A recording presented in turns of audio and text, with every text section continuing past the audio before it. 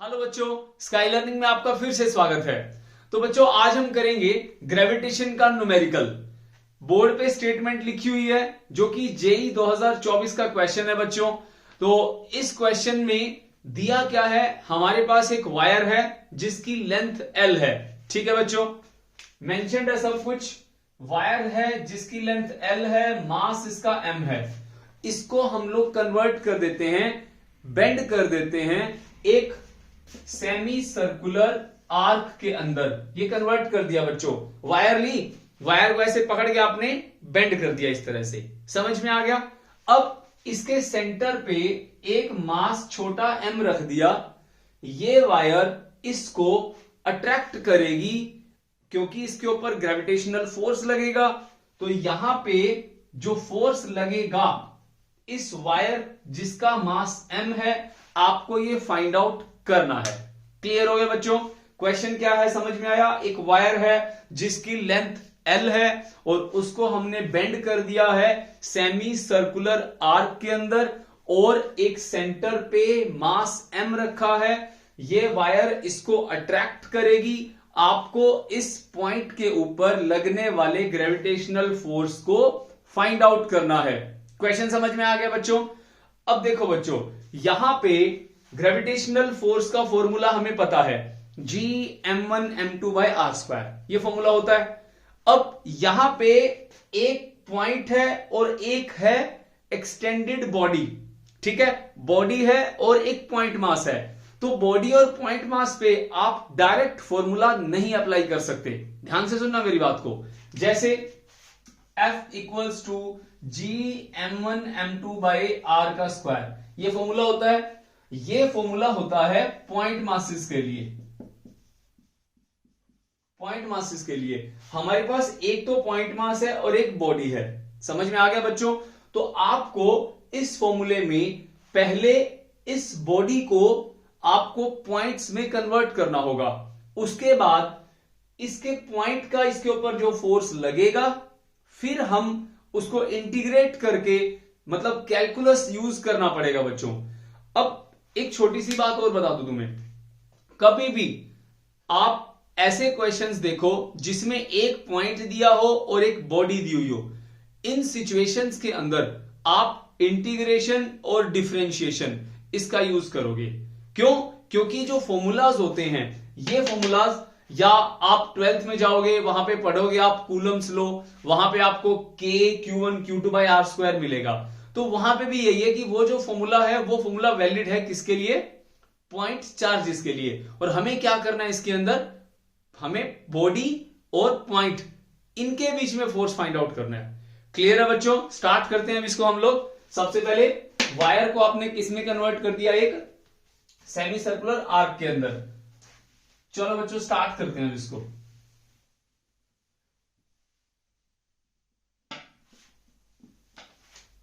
तो ये हमने क्या किया, एक मास m, ये पॉइंट मास m है। अब आपने एक वायर है जिसकी लेंथ l है, इसको कन्वर्ट कर दिया सर्कुलर आर्क के अंदर। तो सेमी सर्कुलर आर्क की लेंथ कितनी होती है बच्चों? πr होती है। तो आपके पास वायर की लेंथ कितनी है? l है। तो मुझे ये रेडियस नहीं पता ना, मुझे ये रेडियस चाहिए इसका, यहां से यहां तक r। अब r मैं क्यों नहीं ले सकता?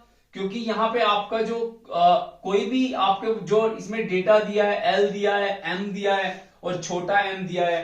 क्योंकि हमें गिवन नहीं है ना कि रेडियस r है, मुझे फाइंड आउट करना पड़ेगा। तो यहां से r की वैल्यू क्या हो जाएगी? l/π। पुट कर दो r की वैल्यू l/π। इतनी बात क्लियर होगी बच्चों? अब इस वायर को थोड़ा मैं ढंग से बना दू इसको।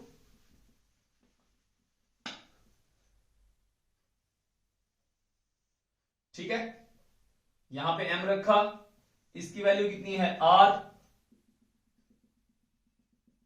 ये हमारे पास इसका एक वर्टिकल एक्सिस हो गया, पॉइंट यहां है। अब बच्चों ये रेडियस r है जिसकी वैल्यू है l/π।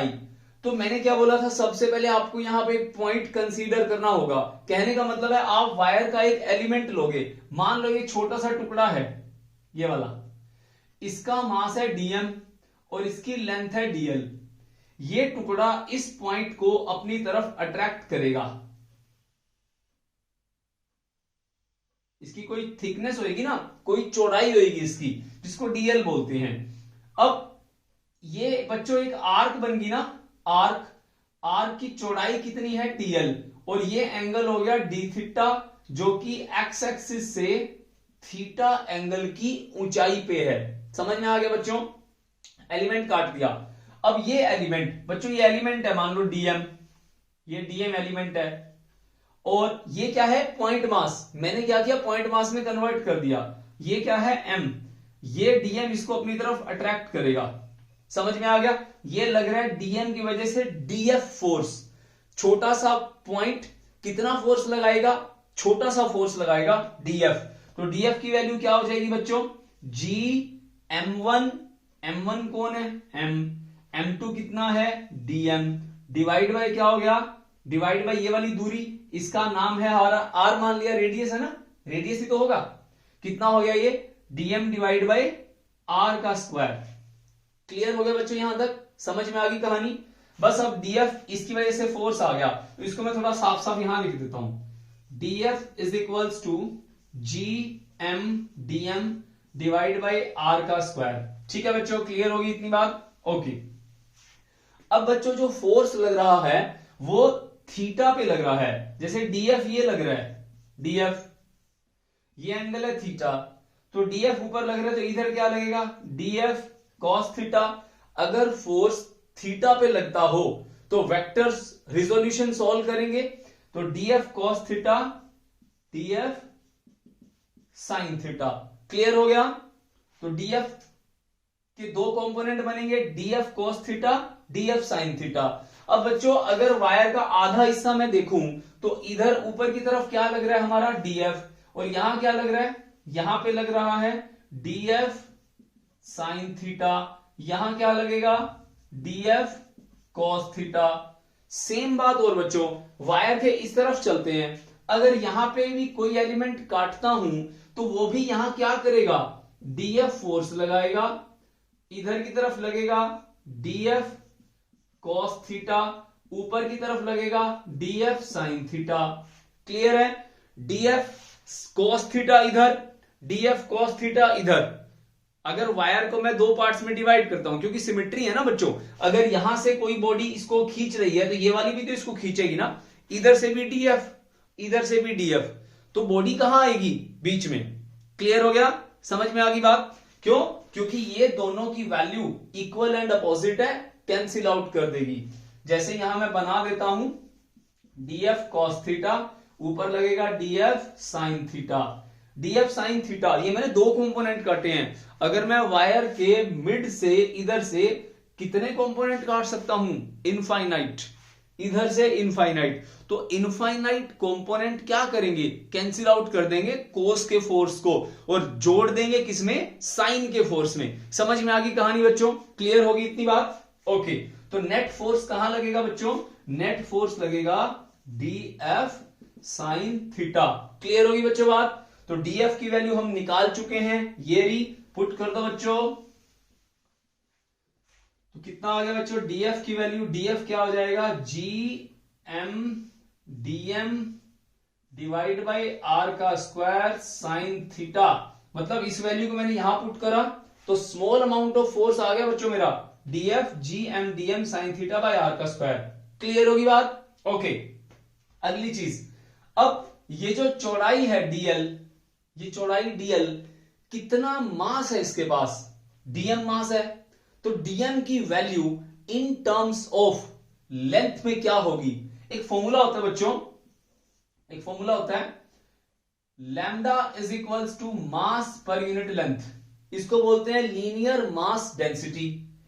अगर छोटे से टुकड़े का मास लूं क्या हो जाएगा डीएम बाय डीएल, तो डीएम क्या आ जाएगा लैम्डा इंटू डीएल, लैम्डा की वैल्यू कितनी है एम बटे एल इंटू डीएल। क्लियर हो गया बच्चों? तो डीएम की वैल्यू मैंने कितनी ले ली एम बटे एल इंटू डीएल। ओके, पहले इस स्टेप को यहां पुट करते हैं, df is equals to ji m, dm की वैल्यू एम बटे एल आर का स्क्वायर, और क्या है यहां पे DL sine theta.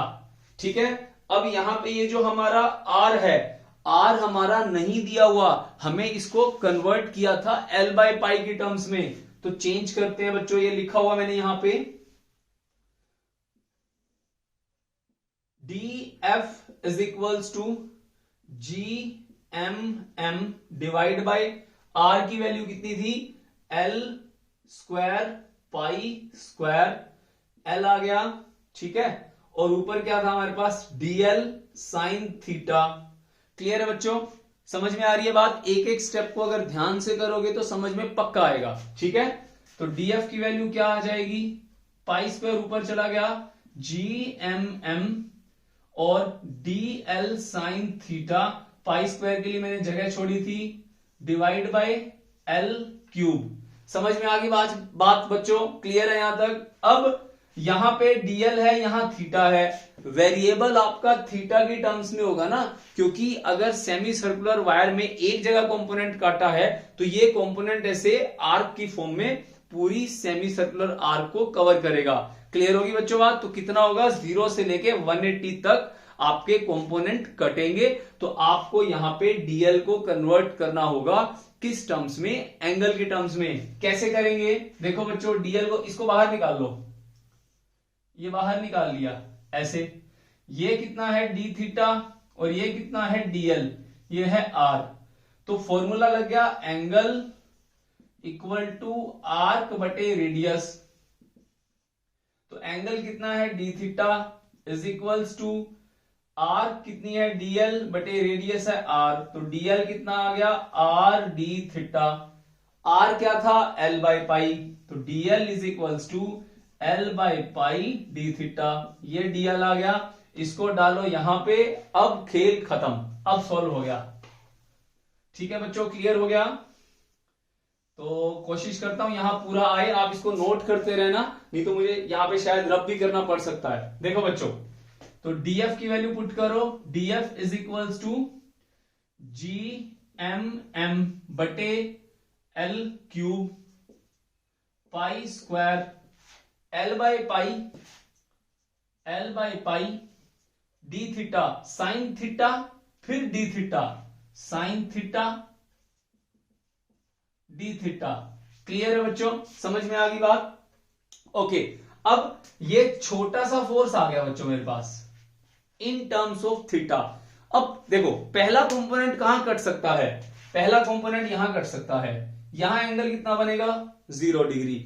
Last component कहां कट सकता है, यहां पे, ऐसे घूमता घूमता आऊंगा मैं यहां पे, तो ये वाला एंगल कितना बनेगा, पाई। तो हमारे कंपोनेंट्स कहां से कहां तक बनेंगे, 0 से लेकर के पाई तक। क्यों? क्योंकि जितने मैं कंपोनेंट काटूंगा, ये कंपोनेंट कटा, इस कंपोनेंट ने इसको अपनी तरफ खींचा, इस कंपोनेंट ने अपनी तरफ खींचा, इसने अपनी तरफ खींचा, सारे इसको खींच रहे हैं ना। सोच के देखो ना, ये यहां पे एम पड़ा है, ये एम पड़ा है यहां पे, ये आर्क है, ये आर्क क्या कर रही है, इस एम को सारे के सारे अपनी तरफ खींच रहे हैं ऊपर की तरफ। समझ में आ गया? क्लियर होगी बात? ओके, तो अब इसको सॉल्व करते हैं, इंटीग्रेशन। तो बच्चों इसको मिटो देता हूं यहां से थोड़ा बहुत ना, डायग्राम मिटो रहा हूं मैं, ठीक है, क्योंकि मुझे थोड़ी जगह चाहिए। ओके, उस वाली टर्म को यहां लिखते हैं, df is equals to G M M pi square L by pi l cube sine theta D theta. अब यहां से बच्चों पाई से पाई कैंसिल हो गया, एल से एक एल कैंसिल होगा, स्क्वायर बचेगा, थोड़ा साफ साफ लिख लें, जी एम एम और पाई बटे L square sine theta D theta, DF. Integration पूरे फोर्स के लिए, इंटीग्रेशन 0 से पाई तक। अब इंटीग्रेशन देखो कैसे करते हैं, डी के साथ क्या है, थीटा, थीटा वाली टर्म्स अंदर, बाकी इंटीग्रेशन साइन से बाहर। क्यों? कांस्टेंट मानी जाती हैं, ठीक है। तो इसको मिटो रहा हूं, ओके।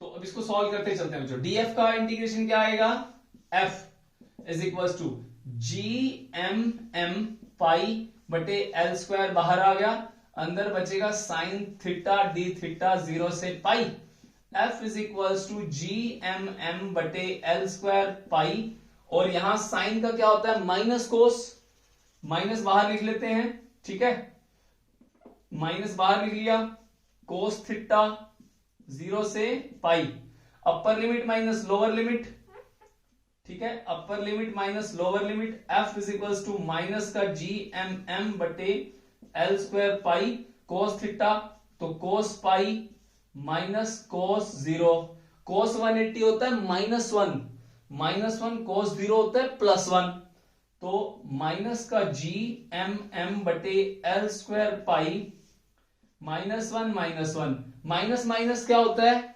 माइनस और माइनस जुड़ जाएगा ना, माइनस का 2 और माइनस बाहर है तो क्या हो जाएगा प्लस का 2, तो आंसर क्या हो गया 2GMM पाई बटे एल स्क्वायर एफ।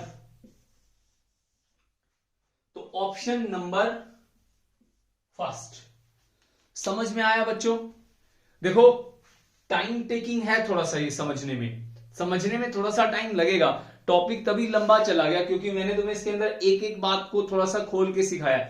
अगर हम इसको करते थोड़ा और जल्दी भी कर सकते थे, तो हमें कितनी जल्दी क्या है, हमें क्वेश्चन को ढंग से समझना है। तो आपने इससे क्या सीखा, सबसे पहले एक्सटेंडेड बॉडी का हमने एलिमेंट काटना है, जैसे डीएल मैंने काटा, मास डीएम था, उसको किस पोजीशन पे रखा है, एंगल की टर्म्स में थीटा बनाया था, और उसकी चौड़ाई कितनी है डी थीटा, उसका एंगल वेरिएशन है, और डीएल उसका आर्क वेरिएशन है। समझ में आ गया। उसके बाद सिंपल है, डीएफ की वैल्यू लगानी है, नेट फोर्स कहां जा रहा है, नेट फोर्स साइन थीटा की तरफ गया था, अट्रैक्टिव नेचर होता है तभी ऊपर की तरफ जा रहा है, ठीक है। तो डीएफ की वैल्यू क्या होती है, मास मतलब gravitational constant into m1 into m2 by r square. R हमारे को पता नहीं था, एल बाई पाई की टर्म्स में हमने कन्वर्ट कर लिया। फिर आगे का प्रोसीजर हमने क्या करा, सिंपल इसको जो हमारा डीएल टर्म्स था उसको हमने आर की टर्म्स में कन्वर्ट करा, ठीक है। फिर आर को हमने पुट करा एल बाई पाई की टर्म्स के अंदर। तो कहने का मतलब है हमें सारे क्वेश्चन को कन्वर्ट करना है। हमारे 3 वेरिएबल थे यहाँ पे, समझ में आ गया कौन कौन से, हमारे पास m था और छोटा m था और l था, समझ में आ गया। और जो हमने कन्वर्जन करा पाई आर लेंथ की फॉर्म के अंदर, वो कांस्टेंट है बच्चों, वो तो आने ही आने थे।